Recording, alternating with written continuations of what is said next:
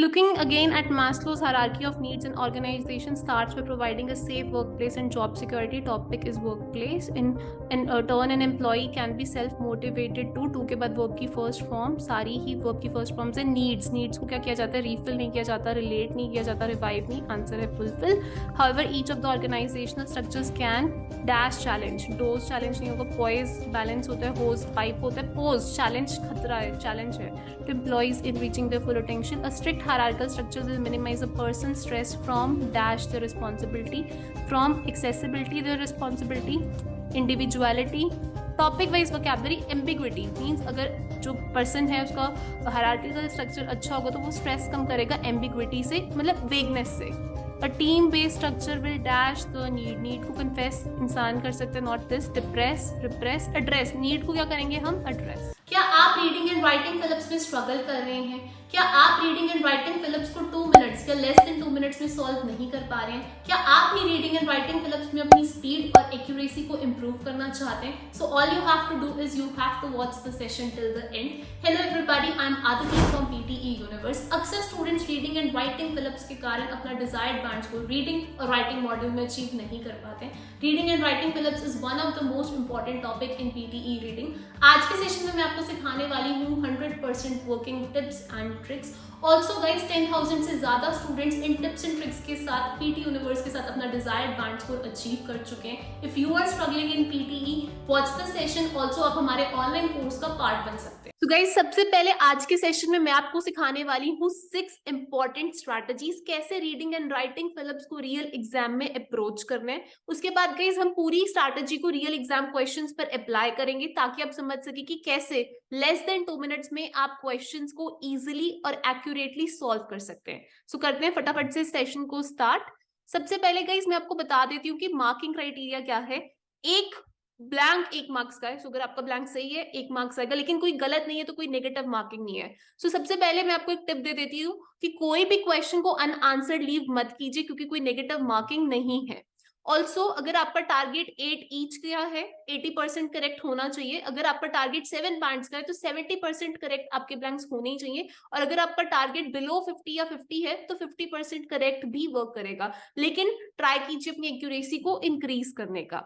सबसे पहले मैं आपको सिखाने वाली हूँ स्ट्रैटेजी नंबर 1.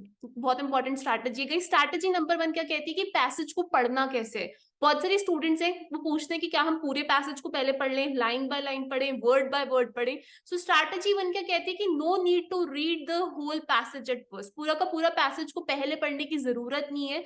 जो आंसर है, जो क्वेश्चन है, उसकी जो आंसर है वो ब्लैंक के आसपास वाली इंफॉर्मेशन से और ज्यादा से ज्यादा उससे नेक्स्ट या प्रीवियस लाइन से आपको मिल जाएगी. सो पूरा पैसेज हमें पहले नहीं पढ़ना है. स्किम एंड स्कैन हमने करने, जहां पे ब्लैंक की पोजीशनिंग है उस लाइन को बहुत ज्यादा केयरफुली रीड करना है और उसके आगे और या फिर उससे नेक्स्ट लाइन में आपको अपना आंसर मिल जाएगा. एक क्वेश्चन के ऊपर हम इस स्ट्रैटेजी को अप्लाई करते हैं. State institutions to aid the elderly have existed in varying degrees since the time of the ancient Roman Empire. सबसे पहले बात किस बारे में हो रही है, स्टेट इंस्टीट्यूशंस की, और वो कैसे हेल्प कर ले एल्डरली को. तो जब आप कोई भी लाइन को रीड करते हैं, टॉपिक सेंटेंस समझिए, टोन समझिए, पॉजिटिव है, नेगेटिव है, न्यूट्रल है. इंग्लैंड इन 1601, यहां से मुझे पता लग रहा है कौन सा टेंस आएगा, पास्ट, क्योंकि 1601 वर्ब की सेकंड फॉर्म पास्ट आने के चांसेस हैं. Recent, rejected, enacted, enlightened. अब देखिए रिसेंट मीन्स होता है किसी चीज को लेके बिटरनेस होना. रिजेक्ट, लॉ को रिजेक्ट किया जा सकता है. इंग्लैंड की बात हो रही है, इंग्लैंड क्या कर सकता है, लॉ को रिजेक्ट किया जा सकता है. इनएक्ट होता है लॉ को लागू करना, इनएक्ट भी किया जा सकता है. एनलाइटेंड क्या होता है, एनलाइटेंड होता है कि जैसे अगर आपको किसी चीज की जानकारी नहीं है उसकी जानकारी देना. सो वो यहाँ पर करेक्ट वोकैबुलरी नहीं है. इंग्लैंड इन 1601 या तो रिजेक्टेड हो सकता है लॉ को, इनएक्टेड. अब देखिए आप आगे रीड कीजिए, रीड अहेड, ये नहीं कि इसी लाइन को बार बार रीड करें, आगे जो है नेक्स्ट लाइन आपको पूरी इंफॉर्मेशन देगी. which recognize the state's responsibility to the aged, although programs were carried out by local church parishes.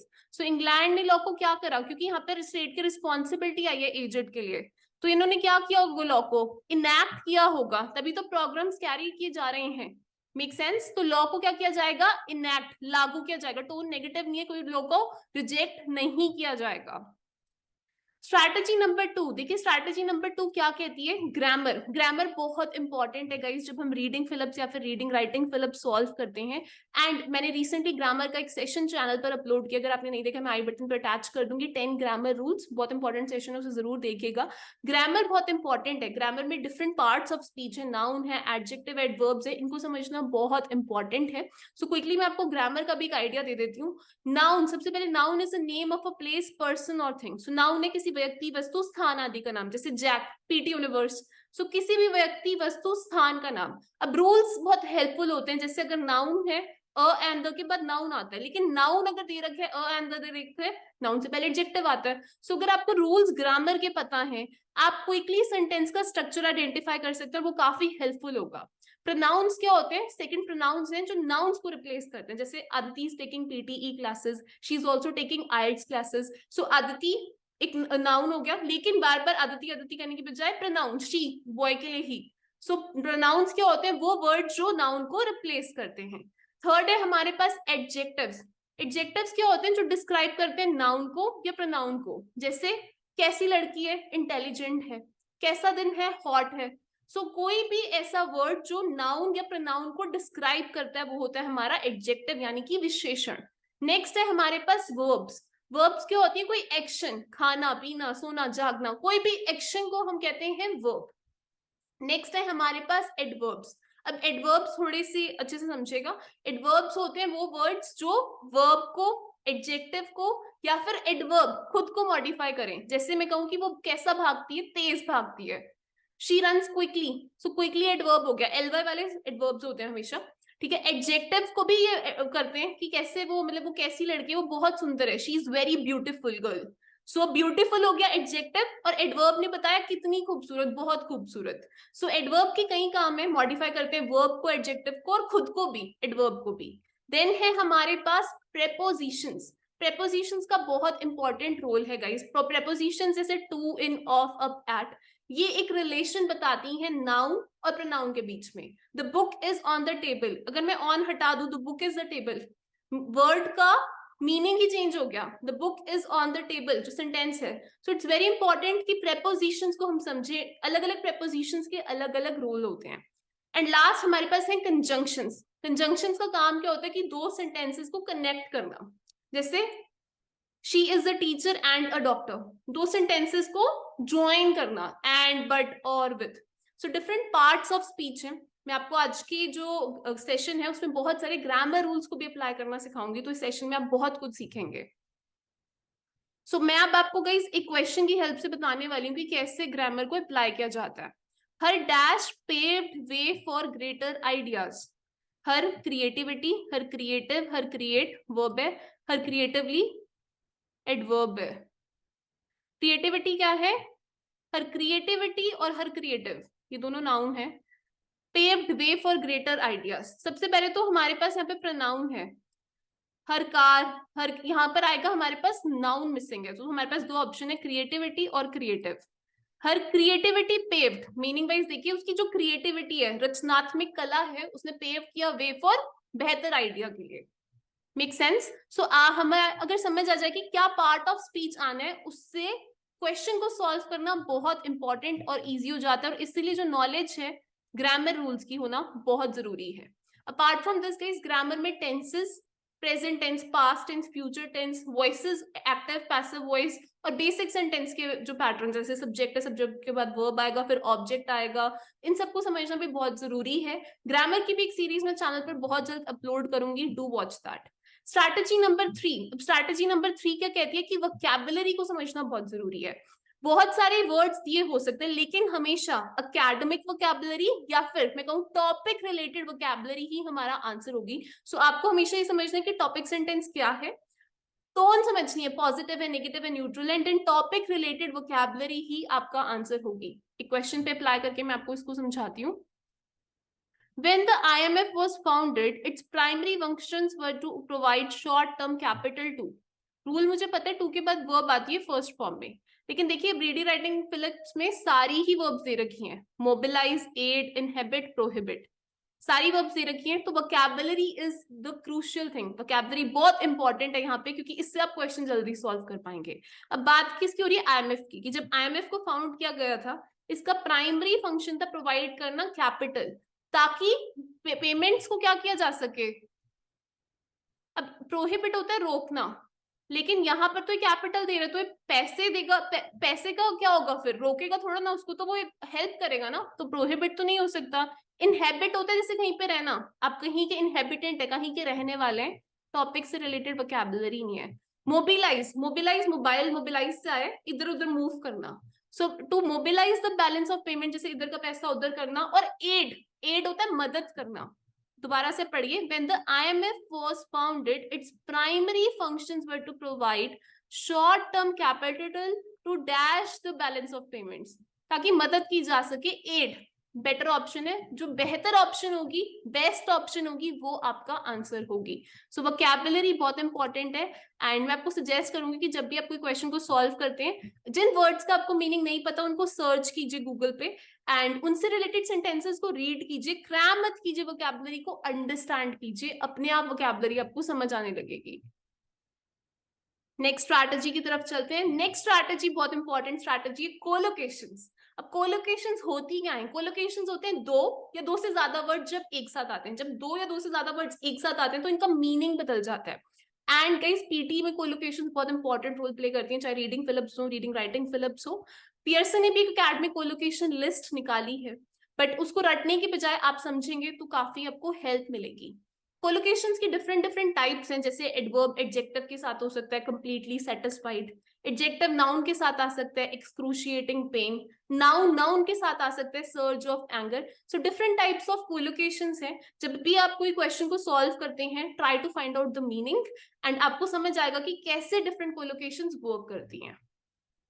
मैं आपको एक क्वेश्चन सॉल्व करके समझाती हूँ कि कैसे कोलोकेशन ही हमारा आंसर होती है। Let's have a look at the screen. In recent times, transparent wood has been used in construction, energy storage, flexible electronics, and packaging applications. So, भी present time की बात हो रही है, but it won't be replacing glass and plastic in their entirety anytime soon, because scientists have yet to figure out how to dash a production of the material. देखिए, अब sentence का structure देखिए, to के बाद आएगी verb की first form, लेकिन यहाँ पर सारी ही वर्ब दे रखी हैं फर्स्ट फॉर्म में। तो अब आपको देखना है ब्लैंक की लेफ्ट और राइट हैंड साइड। अब दे रखे काफी इंपॉर्टेंट क्लू है। तो मेकअप, मेकअप प्रोडक्शन होता है, make up doesn't make sense. Tailor up doesn't make sense. Mount up doesn't make sense. Scale up is the correct answer. Scale up का मतलब होता है इंक्रीज कर देना।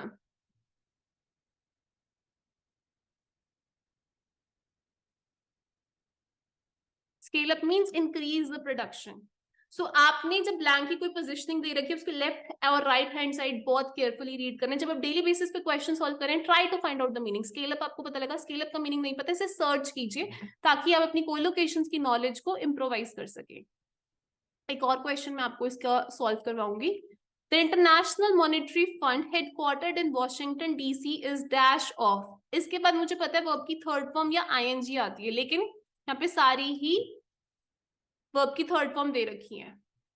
अब अभी आपको ग्रामर रूल हेल्प नहीं कर रहा है, लेकिन combination of couple of tricks आपको हेल्प करेंगी।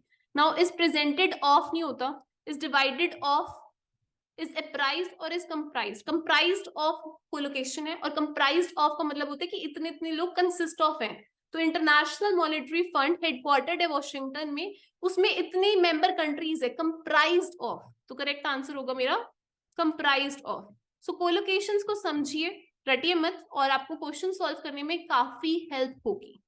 नाउ गाइस, मैंने आपको ये स्ट्रैटेजी समझा दी है। अब अंडरस्टैंड करते हैं पूरी की पूरी टेक्निक को। इस टेक्निक को रियल एग्जाम क्वेश्चन पर अप्लाई करते हैं, ताकि आपको समझ आए कि कैसे जब लेंथी क्वेश्चंस होंगे, डिफिकल्ट क्वेश्चंस होंगी, वोकैबुलरीज हार्ड होंगी, क्वेश्चन को सॉल्व करना कैसे, क्योंकि क्वेश्चन का जो आंसर है वो पैसेज में ही है।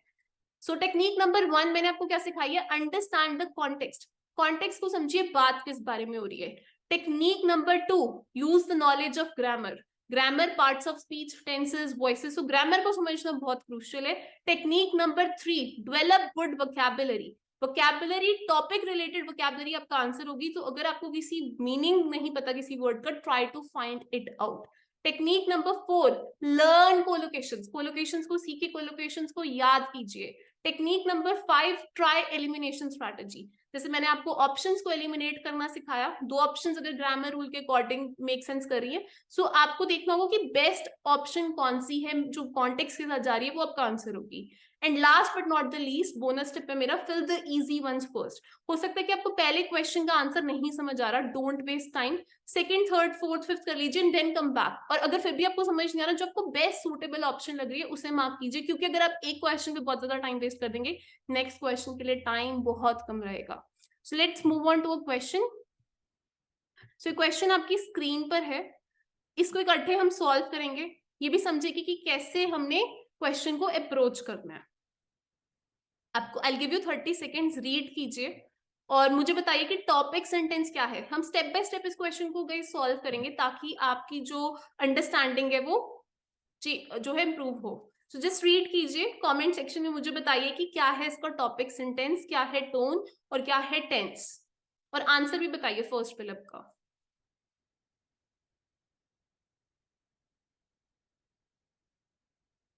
In contrast to some other motivational theories, reinforcement theory ignores the inner state of the individual. यानी कि यहाँ पे एक थ्योरी की बात हो रही है कि थ्योरी इग्नोर करती है जो इनर स्टेट है। Instead, it focuses on what happens to an individual when he or she dash some task or action. अब मेरे को फिलअप मिल गया, ब्लैंक के लेफ्ट और राइट हैंड साइड बहुत इंपॉर्टेंट है। टॉपिक सेंटेंस मुझे समझ आ गया, थ्योरी की बात हो रही है, टेंस मुझे समझ आ गया, इग्नोर्स यहाँ से देख सकते हो टेंस कौन सा है, प्रेजेंट टेंस में पूरा। पर यहाँ पर आप देखो सारी ऑप्शंस भी प्रेजेंट टेंस में ही दे रखी हैं। सो मुझे देखना होगा सेंटेंस का स्ट्रक्चर। ही और शी आ रहा है, सब्जेक्ट हमें दे रखा है, सब्जेक्ट के बाद क्या आएगी, वर्ब। वर्ब कैसे आएगी, फर्स्ट फॉर्म में, सारी की सारी वर्ब है, रिफॉर्म्स, कन्फर्म्स, परफॉर्म्स। नाउ आगे रीड कीजिए, What happens to an individual when he or she dash some task or action? किसी टास्क या फिर एक्शन की बात हो रही है। तो टास्क या एक्शन को हम क्या करते हैं, कंफर्म होता है पक्का करना, when he or she confirms the task, when he or she reform होता है बदलाव लाना, चेंजेस लेके आना, कंफर्म होता है रूल्स के साथ ओबे करना, टास्क को हम क्या करते हैं गाइस, परफॉर्म करते हैं। So this is an easy one, performs the task. Reinforcement theorists see behavior as being environmentally controlled rather than internal thoughts or desire. अब देखिए काफी स्पेस है, ब्लैंक 1 ब्लैंक 2, आपको वर्ड बाय वर्ड नहीं पढ़ना, आपको जस्ट टोन समझनी है, ना ही आप इसको जो है स्किम और स्कैन कीजिए, इसको इग्नोर भी मत कीजिए, क्योंकि हो सकता है जो नेक्स्ट आंसर वो प्रीवियस लाइन से कनेक्टेड हो। सो उसको अंडरस्टैंड करना इंपॉर्टेंट है, but you need to skim and scan. The theory is that behaviors are controlled by reinforcers. Any consequences that when immediately following your response increases the dash that. अब rule मेरा क्या कहता है, मैं पे rule लिख रही हूँ, इनकेस अगर आपको रूल नहीं पता, and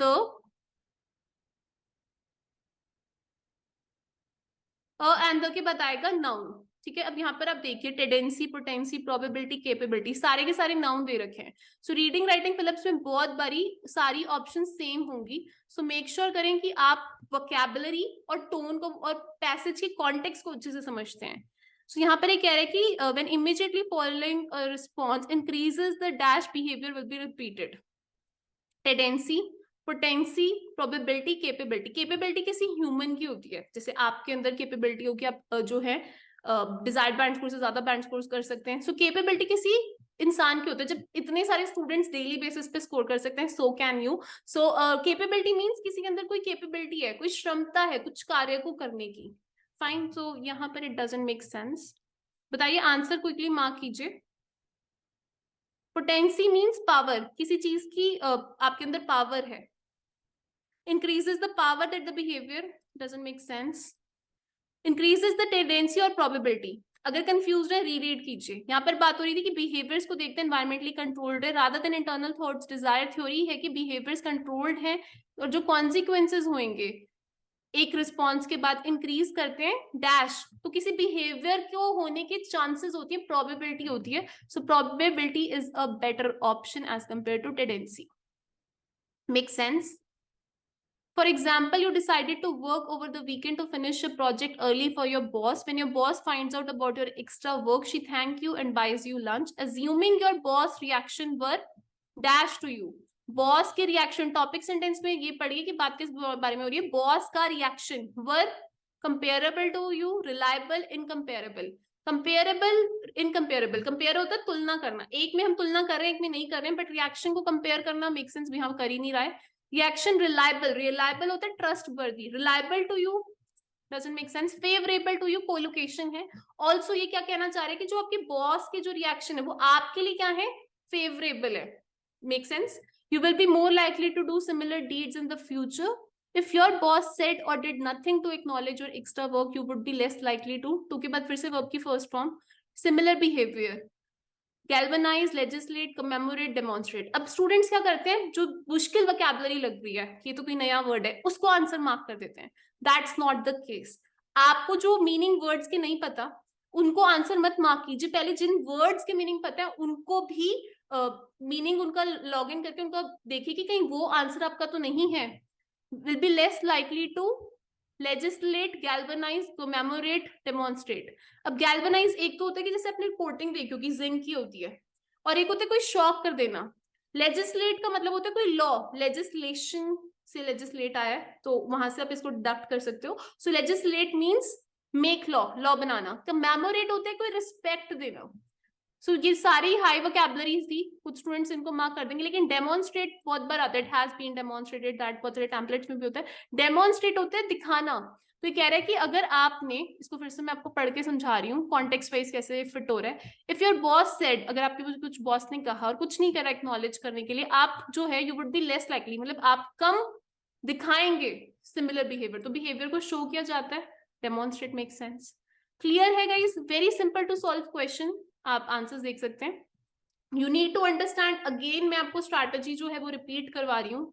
फर्स्ट कॉन्टेक्स्ट को समझिए, नॉलेज ग्रामर की इस्तेमाल कीजिए, वोकैबुलरी डेफिनेटली बहुत इंपॉर्टेंट है रीडिंग राइटिंग ब्लैंक्स के लिए। मैंने आपको बहुत सारे क्वेश्चंस में दिखाया कि बहुत सेम पार्ट्स ऑफ स्पीच दे रखे हैं, तो वोकैबुलरी से, टॉपिक रिलेटेड वोकैबुलरी से आप क्वेश्चन को सॉल्व कर पाएंगे। कोलोकेशंस, एकेडमिक कोलोकेशन लिस्ट है, पियर्सन कोलोकेशन लिस्ट है, दोनों को समझना बहुत इंपॉर्टेंट है, रटना नहीं है, समझना है।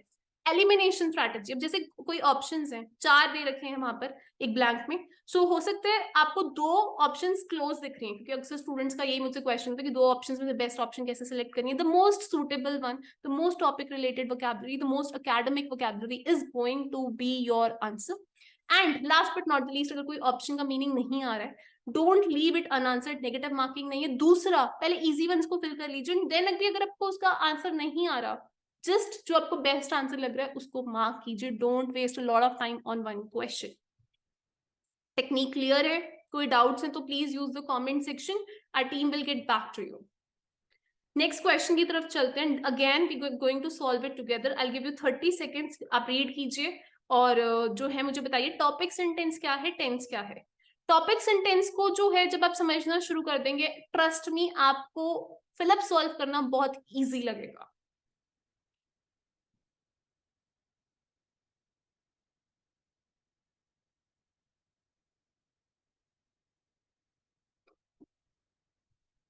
Looking again at Maslow's hierarchy of needs, an organization starts by providing a safe workplace. So organization की, workplace की, job security की बात हो रही है. In turn, an employee can be self-motivated to dash the needs. यहाँ पे to के बाद क्या स्ट्रक्चर है हमारे पास? वर्ब की फर्स्ट फॉर्म मैं यहाँ लिख रही हूँ, लेकिन अगर आप यहाँ देखिए तो सारी रिफिल, फुलफिल, रिलेट, रिवाइव, सारी की सारी वर्ब की फर्स्ट फॉर्म दे रखी है। तो मैं बार बार कह रही हूँ कि रीडिंग राइटिंग फिलिप्स में खाली ग्रामर रूल्स नहीं, आपको वोकैबुलरी और टॉपिक रिलेटेड वोकैबुलरी का भी इस्तेमाल करना होगा। अब देखिए नीड्स को क्या किया जाता है, रिफिल नहीं किया जाता नीड्स को, पानी की बकेट नहीं है ना। रिलेट, टू रिलेट हिज और नीड्स। टू रिवाइव, रिवाइव का मतलब क्या है, कोई बिजनेस खत्म हो जाता है उनको फिर से रिवाइव किया जाता है, दोबारा से रिस्टोर किया जाता है। नीड्स को पूरा किया जाता है, फुलफिल किया जाता है। Make sense? इतनी बड़ी लाइन है, इसमें खोना नहीं है, टॉपिक सेंटेंस समझने, सेंटेंस का स्ट्रक्चर समझने, आगे पीछे का खासा ध्यान देना है, and then you have to mark the answer. However connectors बहुत इंपॉर्टेंट है, अब कॉन्ट्रास्ट आ रहा है। ईच ऑफ द, यहाँ पे टोन क्या थी, तो अभी तक पॉजिटिव थी, यहाँ पर नेगेटिव हो सकती है, कॉन्ट्रास्ट है। Each of the organisational structure can dash challenge. Again मैं आपको एक रूल रिवाइज करा देती हूँ कि कैन, कुड, शुड, वुड, मतलब मॉडल्स जो भी हैं उनके बाद आएगी वर्ब की फर्स्ट फॉर्म। तो यहाँ पर आप देखिए होज, पोज, पोइज, डोज, क्या ऑप्शन होगी, मार्क कीजिए। होज मैं आपको बता देती हूँ, किसी पाइप को कहते हैं, ट्यूब, ठीक है। पोज होता है कोई चीज, कैसे कोई, पोज मीन्स प्रेजेंट, और मतलब कोई भी नेगेटिव होता है डेंजर वगैरह के लिए पोज अ थ्रेट, ये वोकैबुलरी यूज की जाती है। पोइज, पोइज होता है सिर्फ बैलेंस, कहते हैं ना कि बड़ी पोइज लुक है इस लड़की की, बहुत बैलेंस सी। डोज तो आपको पता ही है, तो बहुत सारे पेरेंट्स को डोज देनी पड़ती है बच्चों को जो वो पढ़ते ही नहीं है। सो वोकैबुलरी को अब समझिए और अब आ जाइए क्वेश्चन पे, इकट्ठे सॉल्व करते हैं। However each of the organisational structures can, pose make sense यहाँ करता नहीं, यहाँ पे वर्ब चाहिए। पोइज भी मेक सेंस नहीं करता है, ये तो नाउन है। पोज या फिर डोज, तो चैलेंज क्या होता है, खतरा या फिर चैलेंजेस, पोज है, प्रेजेंट करता है। ये कह रहा है कि जो स्ट्रक्चर है वो चैलेंज को पोज करता है, and this is the most suitable vocabulary. In reaching their full potential, a strict structure will minimize a person's stress from dash. ये कह रहा है कि अगर जो स्ट्रिक्ट स्ट्रक्चर है वो कम कर देगा पर्सन के स्ट्रेस को, from relatability their responsibility, from accessibility their responsibility, individuality, from ambiguity. Means ये कह रहा है कि अगर एक अच्छा स्ट्रिक्ट स्ट्रक्चर है तो वो कम कर देगा कि स्ट्रेस किस चीज से, स्ट्रेस किसी नेगेटिव चीज से होगा। तो नेगेटिव चीज यहाँ पर क्या है, एम्बिग्विटी मेक सेंस। देखिए अगर हायरार्किकल स्ट्रक्चर अच्छा है किसी वर्क प्लेस का, तो कोई भी जो पर्सन है उसको स्ट्रेस नहीं होगा कि क्या करना है क्या नहीं करना है, एम्बिग्विटी नहीं होगी। वेगनेस, एम्बिग्विटी का मतलब क्या होता है समझो, वेगनेस। बहुत सारी फर्म में लोगों को यही नहीं पता कि मेरे को क्या करना है, मेरा क्या काम है, इतनी एम्बिग्विटी है दिमाग में। क्लैरिटी ऑफ थॉट नहीं है, एम्बिग्विटी मीन्स वेगनेस। सो कोई भी vocabulary, relatability, their responsibility, accessibility, individuality, only this makes sense according to context, context related vocabulary. However, that person's need for more challenge, this may take longer than the employee would like. A team based structure will, फिर से वही rule है, can, could, will, would, should, used to, out to, यानी कि models के बाद verb की first form लगानी है।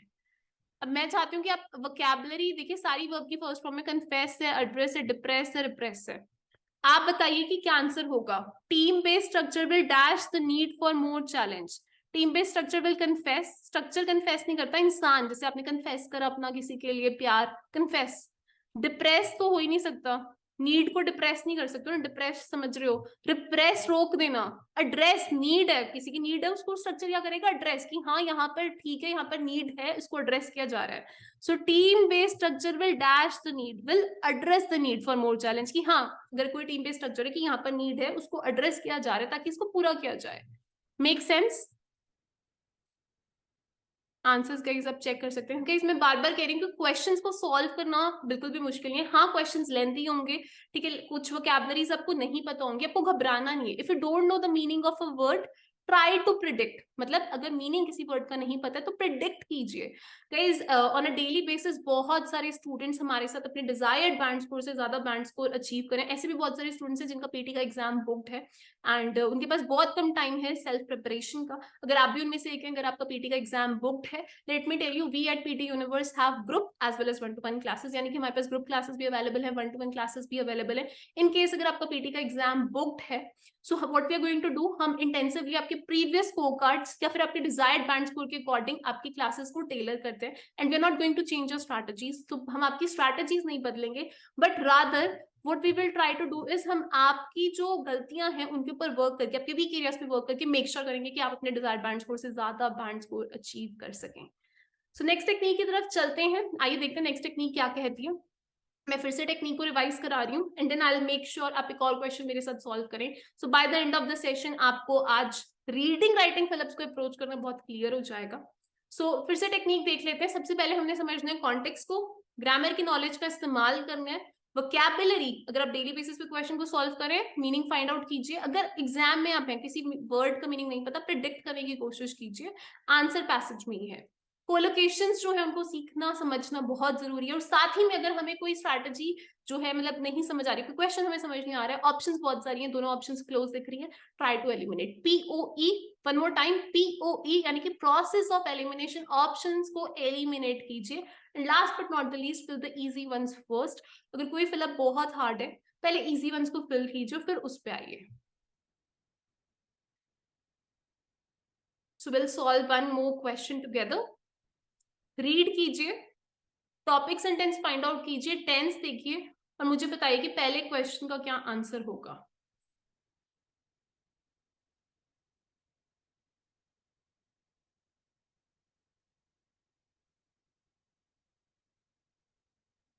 Differences fuel battles and even Wars, मतलब अगर डिफरेंसेस हैं आपस में तो उससे बैटल्स जो है वो बढ़ती हैं, वॉर्स बढ़ते हैं. That's true in the political area and it also be true in the work place. तो मेरा टॉपिक सेंटेंस वर्क प्लेस है कि वर्क प्लेस की फिर से बात हो रही है. Problems that can arise with the dash work place. Sentence के स्ट्रक्चर को देखिए. एंड द के बाद आता है एडजेक्टिव और फिर आता है नाउन. सो मेरे को नाउन दे रखे, नाउन से पहले आएगा एडजेक्टिव. किस तरीके का वर्क प्लेस, कह रहे कि प्रॉब्लम्स आती है वर्क प्लेस के साथ, include difficulty with communication. Disperse होते हैं जैसे कोई चीज को फैला देना, वर्ब है. पर वर्ड्स का क्या मीनिंग है, कुछ लोग इसको नया वर्ड देखेंगे और उसको आंसर मार्क कर देंगे, पर वर्ड्स का मतलब होता है ऑकवर्ड. तो यहाँ पर देखिए कि सबसे पहले तो मेरे को एडजेक्टिव चाहिए. डिस्पर्स वर्ब है, ट्रैवर्स भी वर्ब है. ट्रैवर्स होता है क्रॉस करना, जैसे हवा क्रॉस करती रहती है. ठीक है, किस तरीके का वर्क प्लेस के साथ प्रॉब्लम आ सकती है, ऑकवर्ड वर्क प्लेस, डाइवर्स. यहाँ पर जो है, यहाँ पर आगे पढ़िए, डिफरेंट वर्क स्टाइल्स और वर्क एथिक्स मींस डाइवर्स. सो कहीं पर आप देखेंगे कि अलग अलग लोगों जो है अलग अलग स्टाइल के एथिक्स के वर्क कर रहे हैं, मींस डाइवर्सिटी है. तो वहां पर कह रहे हैं प्रॉब्लम आ सकती है, डिफरेंट स्मेल्स हो सकती है, डिफरेंट खाना लोग खा रहे हैं. Can quickly dash. अब मैं आपको रूल बता रही हूँ कि कैन के बाद मैंने अभी बताया था आपको वर्ब आती है फर्स्ट फॉर्म में, मॉडल्स के साथ आती है वर्ब फर्स्ट फॉर्म में. सो ऑप्शंस देखिए, बताइए कौन सा आंसर होगा.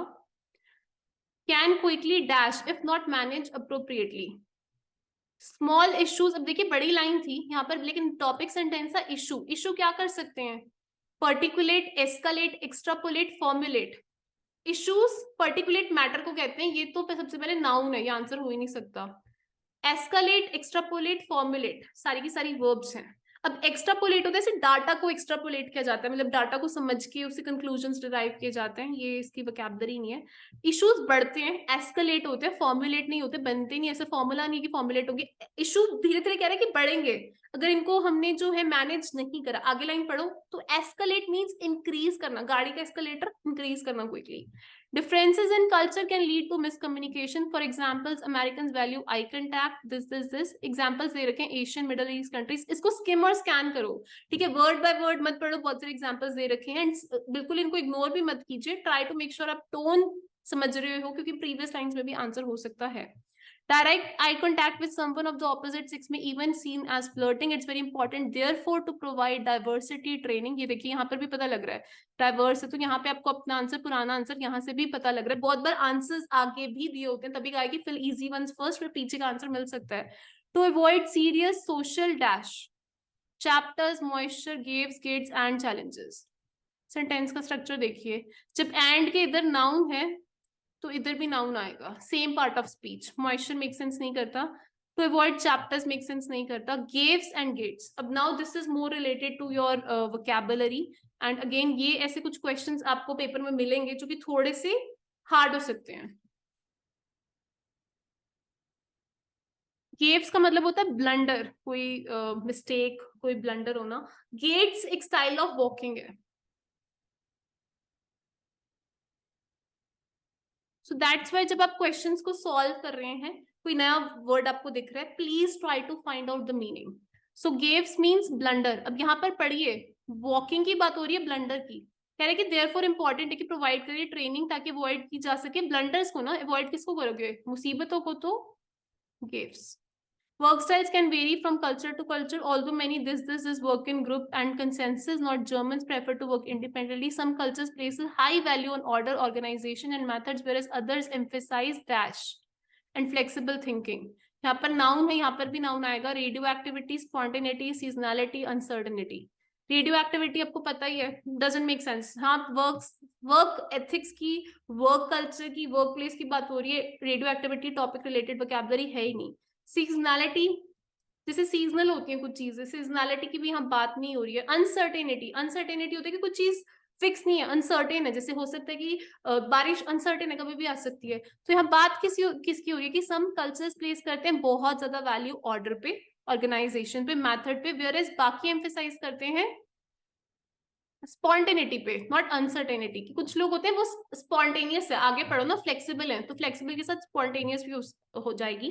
फ्लेक्सिबल है थिंकिंग में कि ओके आप ये भी सोच सकते हो। कुछ लोग टाइट होते हैं कि नहीं ऐसे ही काम तो चाहिए मेरे को, कुछ लोग फ्लेक्सिबल है कि हाँ ये भी कर लो। तो वैसे ही वो कह रहे हैं कि स्पॉन्टेनिटी और फ्लेक्सिबल, अनसर्टेनिटी नहीं वर्क प्लेस पे जाएगी, वो थोड़ी सी नेगेटिव टोन है। Spontaneity is the more academic vocabulary, hence it is the answer. So guys ये था आज का सेशन जहाँ पे मैंने आपको रीडिंग राइटिंग ब्लैंक्स के रूल्स क्लियर करे। मैं आपको फिर से टेक्निक रिवाइज करा रही हूँ। सबसे पहले आपको कॉन्टेक्स्ट को समझना है, ग्रामर की नॉलेज का इस्तेमाल करना है। अगर आपको ग्रामर का सेशन आपने नहीं देखा है, आई बटन पर अटैच होगा, डू वॉच इट, बहुत बहुत इंपॉर्टेंट सेशन है। रीडिंग फिलिप्स का भी एक सेशन मैंने जो है जल्द दिया था, उसको भी मैं एंड स्क्रीन पर अटैच करूंगी, उसको भी देखना। आपकी काफी लेवल ऑफ अंडरस्टैंडिंग इंप्रूव होगी और काफी इंप्रूवमेंट होगी आपके फिलिप्स में।